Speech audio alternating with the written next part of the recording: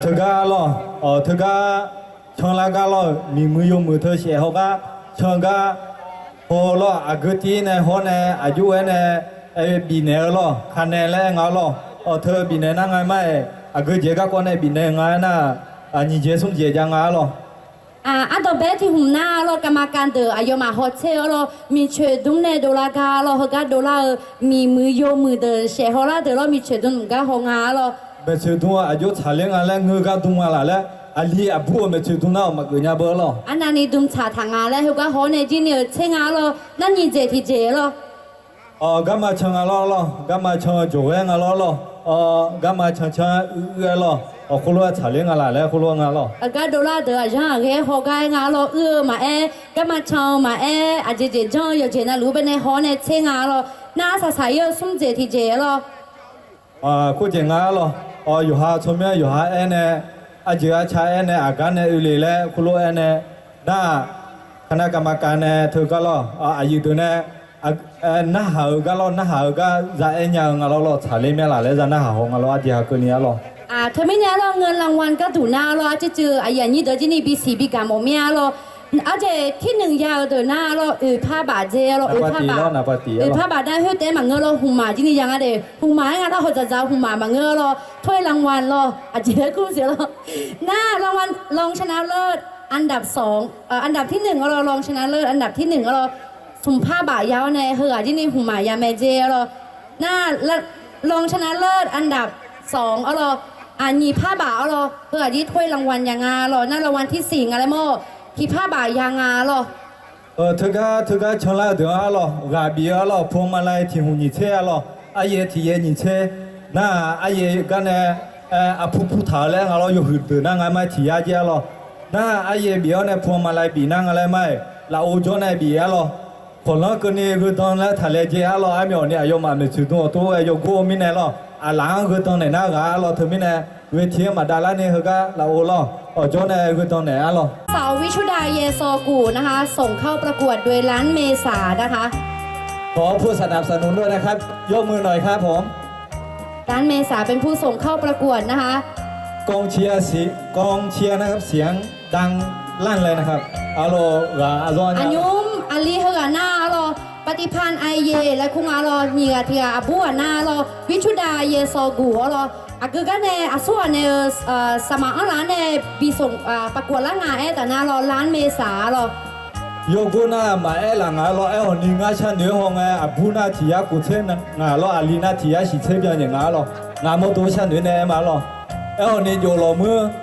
ของรอมืออาเจรอมือว่างามาพาหดเจยังรอ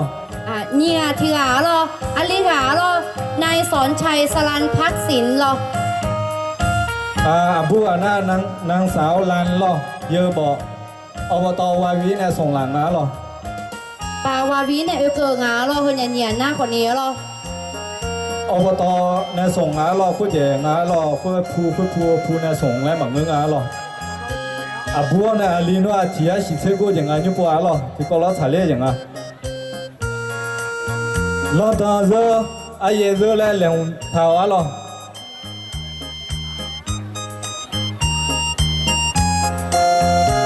สำหรับคู่ที่3นะครับในนันทภาพนะครับผาติศิริสกุลนะครับค่ะสำหรับผู้หญิงนะคะนางสาวแสงล่าเบเชนะคะส่งเข้าประกวดโดยคริสตจักรยีเลนะคะสมกูที่กูรออาลีกาหน้ารอโยมือ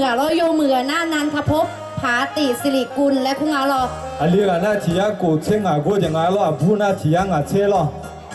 งาฮอลโลฮอมาเสียหรอ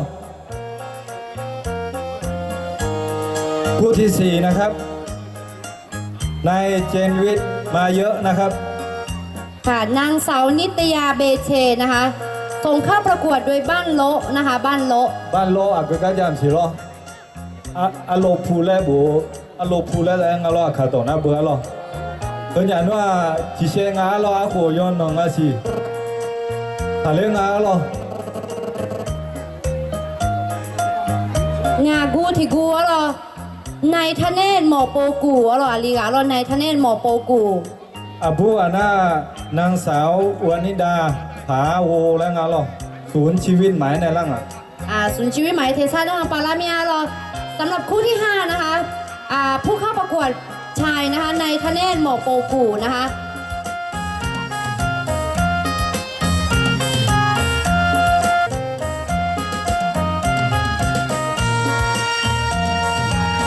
นางสาวสาวรักษ์เยอซออบตแม่ซองลงไหนในยังไงหรออาผู้อาน่าที่อากูเชงาอาลีอาน่าที่อากูเชนี่อาผู้อาจิกูเจงาหรอ คู่ที่ 7 ในค่ำคืนวันนี้นะคะผู้เข้าประกวดชายนะคะในชัยวุฒิเซตูกูนะคะกับนางสาวคณิฐาเซตูกูนะครับส่งมาจากบ้านแม่มอนนะครับบ้านผมเองนะครับผมไม่ลำเอียงนะแต่ผู้โตๆ2 คนนี้ก็ดูดีเหมือนกันนะครับถ่ายเลี้ยงงาหรอ ถ่ายได้งาหรอก รรมการพิจารณาหรอเพื่อนเนี่ยก็ดูหน้าคนนี้รอแม่โมคันในงาหรออาลีกาจะได้คู่งานหน้าชัยวุฒิรอเจอชาหน้าเซตูกูเจรอผู้หันหน้าคณิฐาหรอเซตูกูงาหรอ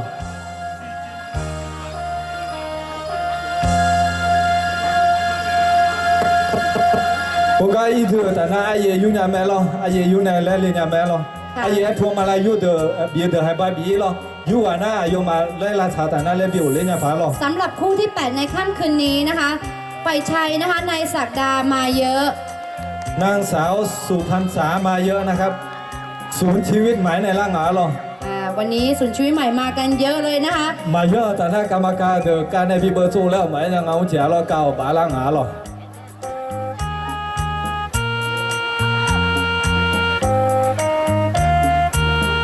สำหรับหมายเลข 9 นะคะคู่ที่ 9 ที่เข้าประกวดในวันนี้นะคะฝ่ายชายนะคะในปิยพงษ์เยอสอนะคะฝ่ายหญิงนะคะนางสาวอัมพรอายีนะคะผู้เจบ้านพักวาคาทาเกะในร่างงานหรออาคาทาเกะและบุตรหาหรอบ้านพักวาคาทาเกะหรอเฮก็อาคาทาเกะและบุตรหาเฮก็เฮนี่หน้าคนนี้หรอหอพักวาคาทาเกะในส่งหลางาหรออาลีอานาที่อาสิเชกุงาหรอฉันเดี๋ยวนี้เจเลพอแต่งาหรออาบูอานาที่อากูเชเชกูที่กูหรอคู่ที่ 10 ในค่ำคืนวันนี้นะคะไปใช่นายวิวัฒน์มาเยอะนะครับนางสาวรัตนาเชอมือนะคะอายบีนาส่งเข้าประกวดโดยคริสตจักรยีเลนะคะส่งเข้าประกวดโดยคริสตจักรยีเลนะคะเชกูที่กูเราจีก็ตัวรออดัมอาลีกับหน้ารอวีระมาเยอะเลยคุ้งอรอนี่ผู้หน้ารัตนาเชอมือรออาการในเองหมายหน้ายีเลรอตัวถนนยีเลในส่งหลังรอเชติกุลที่กุงหน้านั่งมาไหมอาลีหารอนายทันวพงษ์เชอมือรอนายทันวพงษ์เชอมือหน้านางสาวสุภลักษณ์มาเยอะรออันนี้นางสาวแล้วนะผู้มีดามาสุภาลักษณ์แล้วงาขาชมยมาบัวถ่ายมิเนี่ยมาเนี่ยยังงาหรอบัวถ่ายเราเนี่ยขาชมยเกิดปีสีเนี่ยหมอเราไม่หรอส่วนเนี่ยส่งหลังงาแล้วนะรอร้านแนนคัลเลอร์ฟูจะรอร้านแนนคัลเลอร์ฟูรออาสาสายกูรอเช่นยี่กูที่กูรออาลีหารอในนาเลศเวยแม่และคุ้งรอในนาเลศเวยแม่หน้าผู้หน้านางสาวสายใจต้องเช่แล้วงาทายกข้ากันเนี่ยอย่างอายุเดือหรอ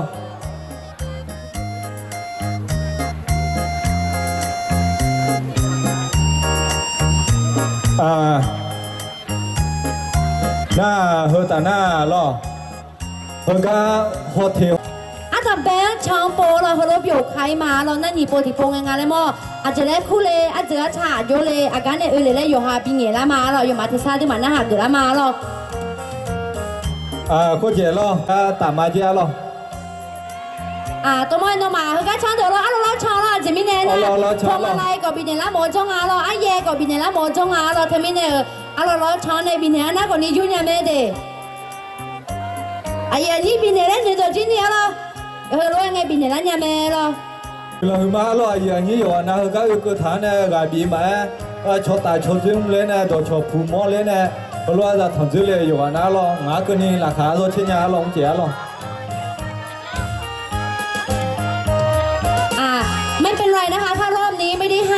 มีรอบที่สองที่ผู้เข้าประกวดจะออกมาเดินโชว์เขาเรียกว่าอะไรคะเผยความงามให้กับผู้ชมได้รับชมนะคะ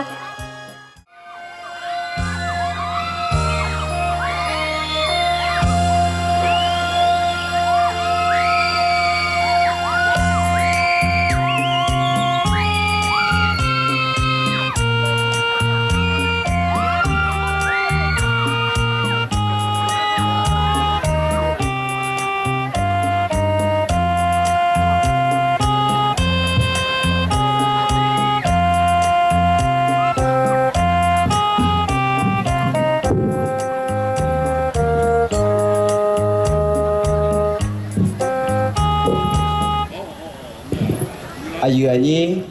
อภิบาลอาตมาอยู่งานลูกอยู่บนหลักเวอุตธรรมะเด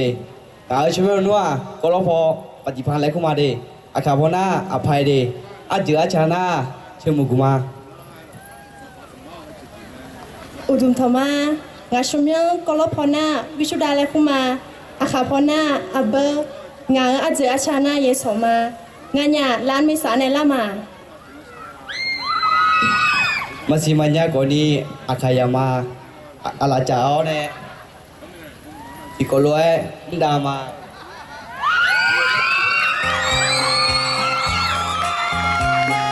เสื้อเงี้ยเนี่ยเงี้ยเฮ้ยหน้าหรออาขาตัวตาอาขาสโลแกนแรงหรอ或者咯阿里个那车也好别啷个咯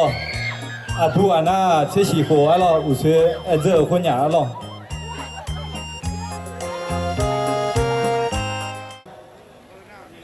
อุดถึงมาเย็นยี่วันนะลูกดาวชิมยังไทยพอหน้าสอนชัยแล้วคุยอาคาพอหน้าอย่าพีแล้วคุยเดี๋ยวจืดชาหน้าเชื่อมือขำอ่ะ อุรุทังมาอาเยือนยี่หวานาลูงาชมังไถปนามันลิกาเลยคุยอาคาปนาผู้กาอาเจียชานาจีบอขามางานยันยานาอบตวาวิเนเอ อาคาเชคาที่อาเตมาเสื้อก็เงี้ยเสื้อนี่ก็หรออาลีกันน่าอย่าพีแล้วคุยเจอหรอบัวหน้าหรอผู้กาแล้วผู้งาหรอ阿里个那车喜欢别啷个咯กันเนี่ยงาแล้วหน้าหรออบตวาวีปนส่งเหลงหรออบตวาวี不啊那车虎街咯ทะเบียนนะครับมาสด้ากพ388เชียงรายช่วยย้ายรถด้วยนะครับ อุตุถึงมาเยอะยี่เยอะกันนะลูกงานสมัยนั้นไทยพ่อหน้านันทภพและกุมาเดอาขาวพัฒนาอาโจและกุมาอาเสือชานายี่ยงกูและมาเดอุดุธรรมะอายุนี้อยู่อานาลูไทยชมเมลนาแสงล่าเลคุมาอาคาชมเมลนาอามีเลคุมาอาเจือชานาเบเชมามางานหยานายิเลกันในล่ามา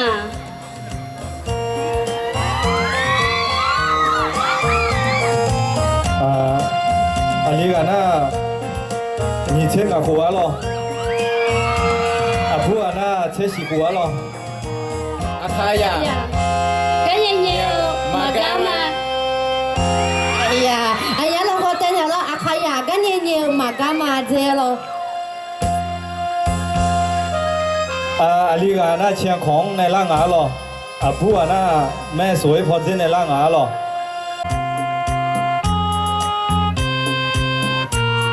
ป้ายทะเบียนนะครับอิซูซูนะครับกพ9654นะครับย้ายด่วนนะครับประกาศครั้งที่5แล้วนะครับถ้าไม่มีเจ้าของก็ขอรถยก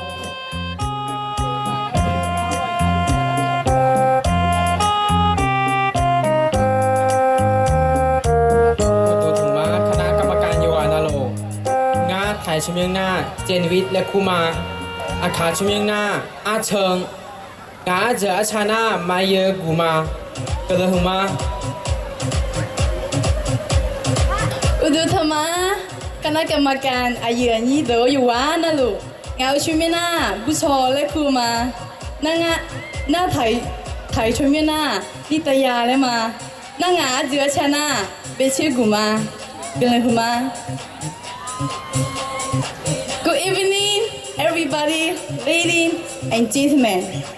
like to introduce myself. My name's Litia Bese. You can call me Fo. I am 17 years old, and I study in Chiang Rai Vocational College. And I come from Bangalore City. Thank you for your kind attention. We love อาคาอาคาเช็คอาขยา La Chao. Iga. กุมมา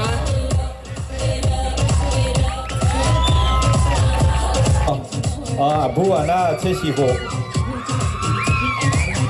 abu ana do ma tu na nga lo na ali ana nga mai hoi dừa lo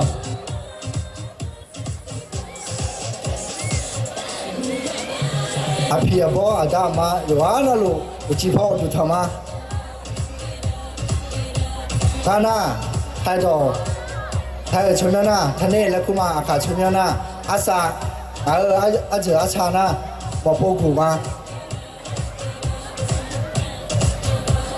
อุตุธรรมะอายุอันนี้อาเบียบอยวันนะลูกชุมชนไทยนะวันนี้ดาและคู่มาอาคาปานะมีผู้และคู่มามาพยาเจือชานะเผามางันยานะสูญชีวิตหมายในไร่尊敬的评委，各位长辈们，各位弟兄姐妹，大家好，我们是新来新生命新来中心的代表男女嘉宾，查吗？ ตามาอาขยา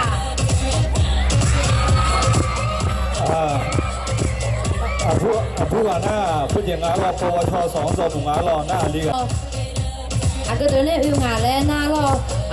อาส่วนมาในส่งงานแล้วนะผู้จัดการเราองค์การบริหารส่วนตำบลแม่สลองใน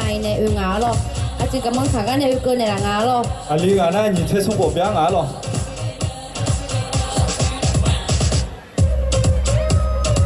อุตุธรรมะอย่างนี้อยู่อ่ะนะลูกอาชมยถ่ายชมยปานาพิชยาและคุยอาขาชมยปานาลีจ่าและคุย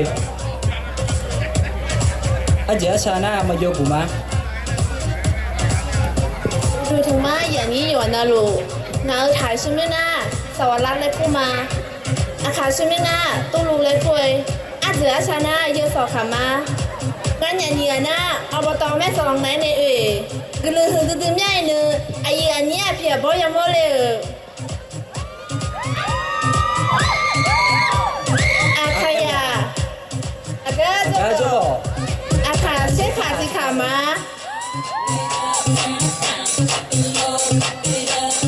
อาขยาลอการเจ้าบอกอาขาเชขาที่ขามาเจรอ แม่สลองนะเยาวชนแม่มนอายุมาจากการมาเจรอตัวมีเนี่ยเธอเดี๋ยวนี่เยาวชนเดี๋ยวนี่กลัวหึงนะรอ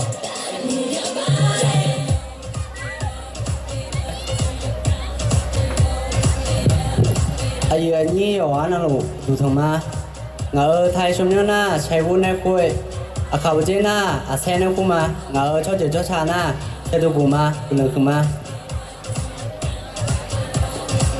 อุตุธรรมะอยู่อ่ะนะลูกงานชิมยนาอาบาและคู่มาถ่ายชิมยนากันนิถางานอาเจอชานาใส่ตูกุมากันยันยีราเป็นมอขาในมาอาตืออาขยาถึงมาติกาสาวในตัวกุมา ไม่มองขันเนี่ยเยอะหรออุ้งจีน่าไม่มองขันน่ะหัวเจน่าสีเจด้วยหมาหรอ有时候播了会，皮播，也去，没有会，没弄错错做，那弄不多少铺嘛。我这边呢，里有哪来哭的？他婆呢，啥哪来哭他？我呢，我们姑妈，我搬到来看铺白种嘛，知道吗？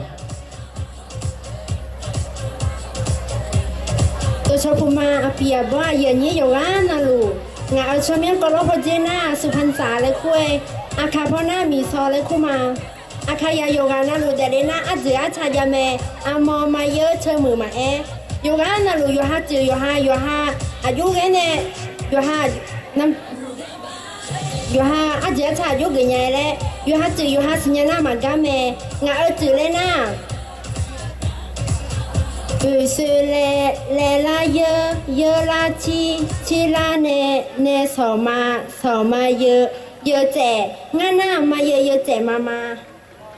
We are Aka. We should love Aka each other and receive Aka culture. Aka is a magama.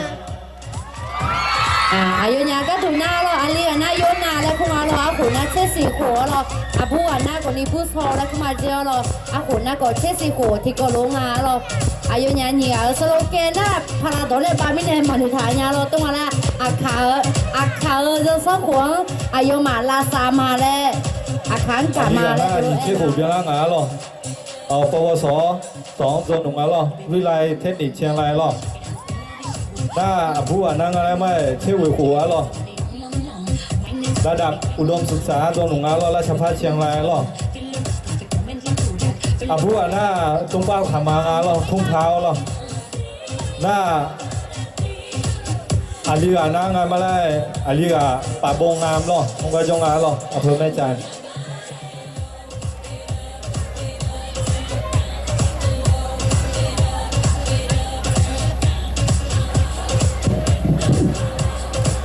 เยอะๆบอลอกเวอาคาเมนุ่มอยู่ฮะน่าลูอุดุเธอมาเงาชงเยื่อกโลพนาปิยพงษ์และคู่มาอาคาพจีนาอันหนึ่งและคู่มาอาเจอชานาเยอะสอกขามา อายุก็เนี่ยก็จะดูแลกรรมการมาอายุก็เนี่ยชดเชยมาสลาสามาอาพีอาบออายุนี้อาคาเมนุ่มโซกานะลูกอุตุธรรมาอาเชงเงนาอัมพรเลคุมาอาคาเชงเงนาอาโผเลคุมาเดอันเจอาชานาอันยีมาอาคาสาว โอ อาคาสาว โอเล อาคาสามาลา อาคายามา อาคาสามา นึงมาที่สีแดดาว โอ้อาคาซาวอาคาซาวนะนึกมาที่สิแต่เต่าเจ้าเรา 那比如吵了在门口老大叫得了，来你要了，阿爷说呢，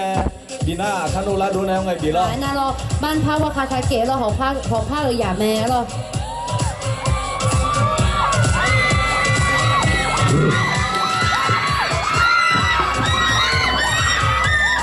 就是บอกเราคุยอายุนี้จะว่าน่ารู้จะชอบคู่มาหรอ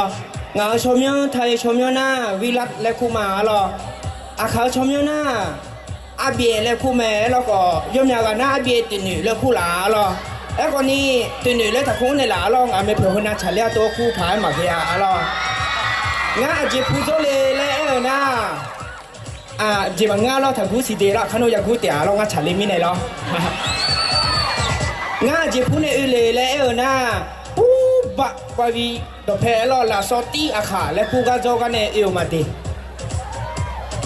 เดี๋ยวบอกเราให้อาพีอาบออย่างนี้อยู่นะลูกตัวชอบกูมางาถ่ายชมยังพอนะรัตนาและกูมาอาคาชมยังนะอาโบและกูมาอาเจออาชานะเชื่อมือมางานยายี่เรในเอวมามือสามี ชาซาโจ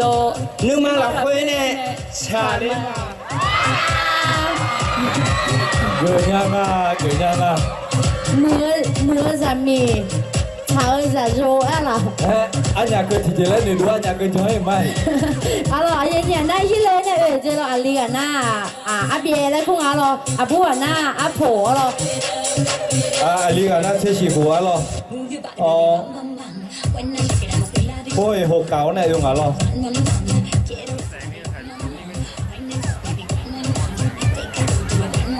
อุดธรรมาอย่ายี่อยู่นะหลวงงานชิวนาก็รอพนาทางวัดพงละคุยขาพนามอบาละคุย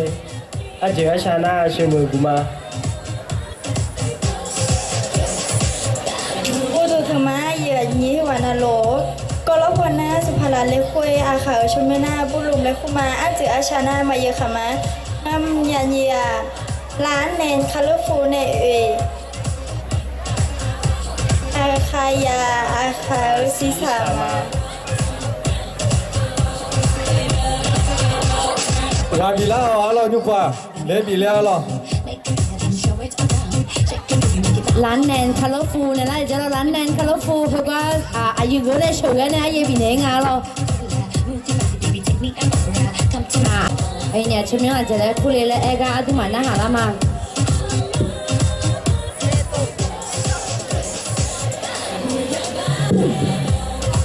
ตัวแง่ถูกแล้วมาแง่ยาหรอ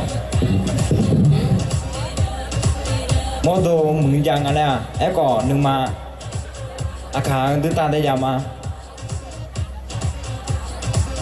อุจีอุปยาผ้าลอย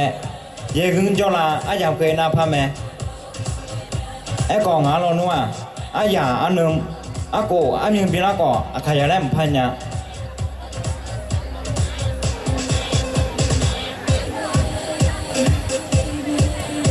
เดิมมั้ย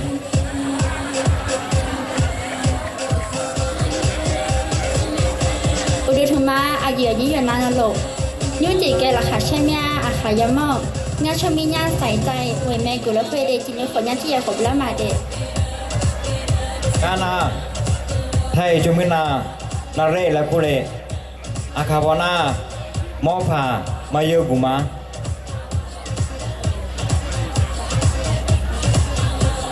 แม่สรนัยอาคาในอื่นมาอาคาเชคาทิคาเตมาแล้วก็เชก็ที่ก็ดูรวย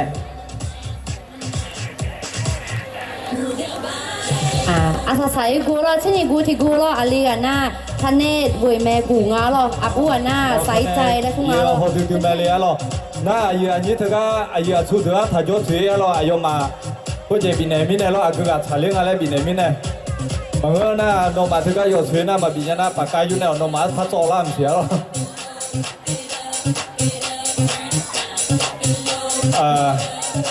ยมยังงาหรอกองเชียร์น่ะชอบบ้ากาบีกับตุงหรอยมยังงาหรออยู่กันน่ะหรอ นี่กูที่กูรอจีเราขึ้นในรออาลีกันหน้ารอนายสอนชัยสลันพัฒศิลและคุงารอบางเรื่องหน้าค่ะใช่ไหมหน้าก่อยาพี่และคุงารอเทศสิโกเป็นงานยุ่มทกาโรงเรียนแม่จันวิทยาคมเป็นในสมุทรจนหนุ่งงารอเช่นหยีตาเบจนหนุ่งงารอผู้หน้ามาลิกาเยอะบ่อรอค่ะใช่ไหมหน้าผู้กาเจรออายุกนี่สมุทรทกาแม่จ้าเป็นในจนหนุ่งงารอคู่ที่สามนั่งแล้วไม่นางทัพพบนะคุ้งอาหรอขาชมยันน่ะดูเดียหรอนี่เชื่อกูเบี้ยงาหรอปอตีจนหนุ่งงาหรอเบอร์โทรศัพท์ต้องมาพายเนี่ยมาบัวบุทางงาหรอผู้ว่าน่ามีแล้วเจ้าชื่อเล่นน่าชื่อน้ำโบเทชิโกปวช2หรอลาสบินเนมอเตอร์เราถ้าก็พอจะอินในบินเนียแม่เราต้องขอบินเนกันยาบินเนกาแต่หน้างานแล้วมอที่โปรจีอยู่ในร้านเราไม่จริงเราไม่ได้หรอกค่ะใช่ไหมนะก็อาชังและคุณอาเราแม่โผล่เป็นร่างงานน่าเช่นสี่โผล่เป็นร่างงานหล่อยุ่มถ้าก็วิทยาลัยอาชีวศึกษาเชียงรายและผู้ว่าโจในปวช2เช่ตีด้าจนงานเราเช่ตีด้าผู้ว่าหน้าเรานิตยาเบเชกูค่ะใช่ไหมนะก็บุษเราอาลีกาอาซาเจลอมปูกูลอนี่เช็ดจีโกนี่อาทิตย์จนหนุ่มงาลอบางห้วยเดือนในหนุ่มงาลออำเภอเชียงแสน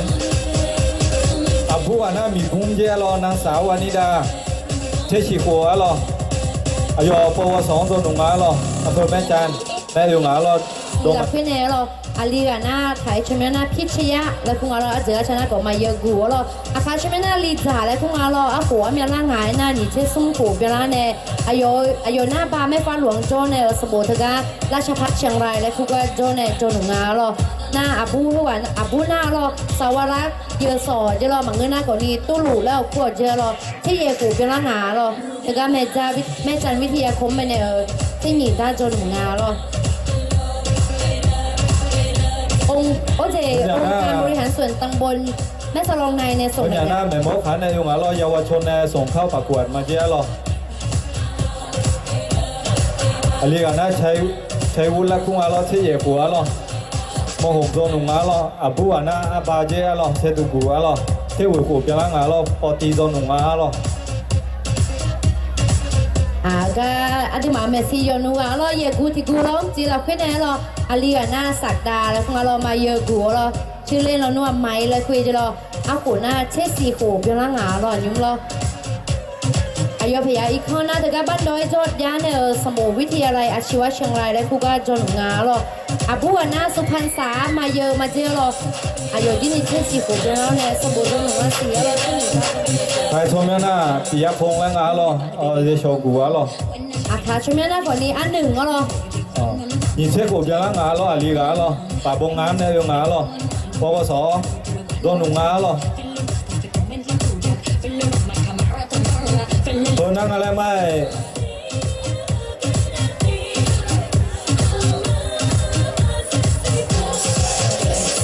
บ้านพักวาคาทาเกะได้ส่งน้าหรอ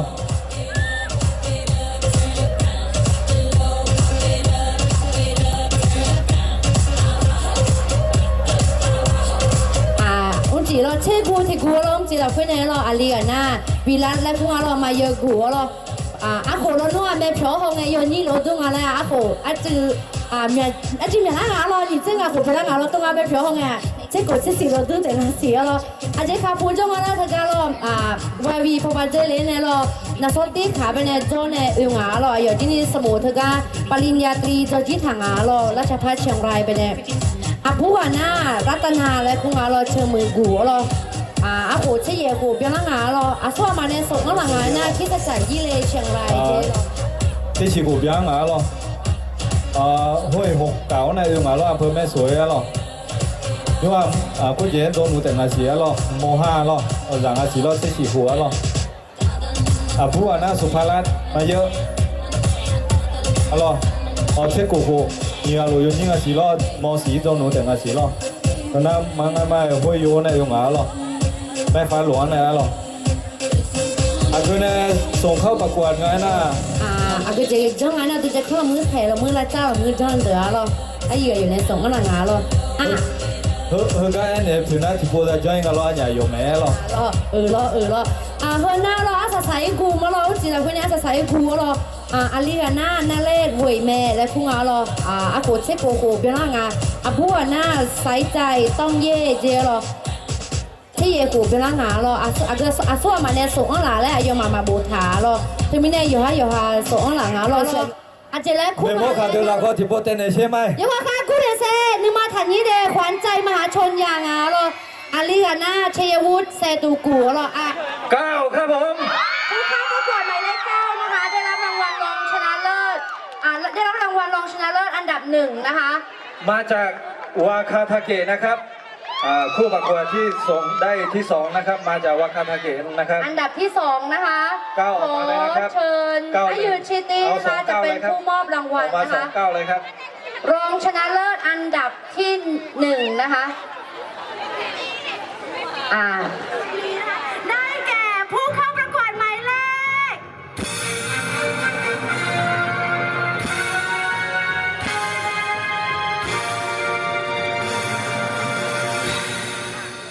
นาปาซุงเบอร์นาปาซุงจากเราเบอร์8ครับผมแย่เรา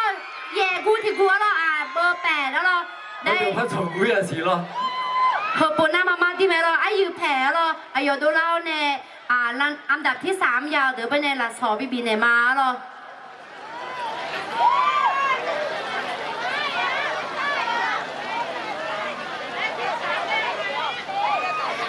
บัดเดี๋ยวเมสซี่จะจืดเลยจีเนี่ยบีเนี่ยแม่จะจืดอยู่เพียงเราก็เมสซี่ปะเฮอเนี่ยหน้าคนนี้เราก็เดี๋ยวเนี่ยส่งเข้าประกวดงานแล้วนะศูนย์ชีวิตหมายเนี่ยส่งเข้าประกวดงานเราไอ้เนี่ยชมยังอาลีกาน่าเราในสักดามาเยอะเจอเราชื่อเล่นชื่อไม้นะคะอาโขนักกอดเช่4หัวเราตั้งแต่เราเนี่ยเรานั่งไปจุดถอดเองเชียเดี๋ยวฉันอยากมาที่หนึ่งจะนวดเล่นหนูผมอยากเอาแม่เร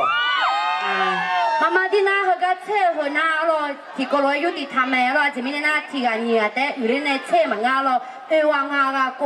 กากุ้มเนี่ยเช่แม่เราอยู่ในยนยามิเนี่ยกรรมการเดือก่อนนี้อาจจะฉาแม่เรางั้นอย่างไงเลยยมอย่างอะไรกรรมการเดือดละเลยมายายาดี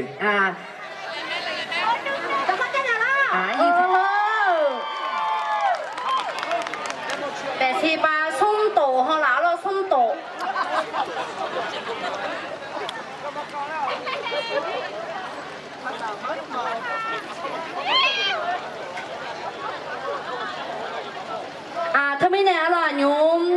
เฮก็รางวัลมอบไหนล่ะหน้ารอให้เกียรติมอบรางวัลสำหรับรางวัลที่2นะคะอายุชิตี้เราอายุชิตี้อยู่ที่นี่เธอก็แม่จ้าไปในอาคาอุ้มหยองออกแม่เราจะไม่ในอาคามาเตอร์อาคามาเตอร์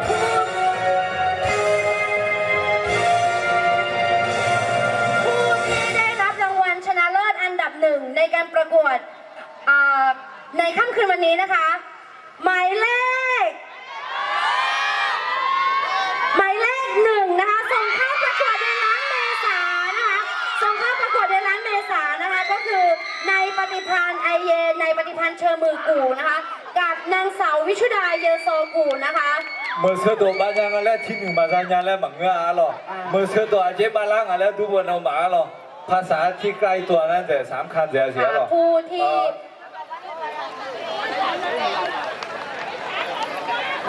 ค่ะให้เกียรติมอบรางวัลนะคะสปอนเซอร์เดี๋ยวละได้จะได้สปอนเซอร์เดี๋ยวรอผู้ส่งเข้าประกวดเดี๋ยวรอที่1รอไม่ได้ถ่ายกับที่1เลยอ่ะแอคชั่นเลยวันนี้ก็ดีใจมากนะครับที่ได้มีโอกาสได้รับรางวัลที่1นะครับก็จะเก็บรางวัลนี้แล้วก็จะรักษาไว้นะครับก็จะระลึกถึงว่าอาคารนะครับก็เคยได้รางวัลที่1นะครับซึ่ง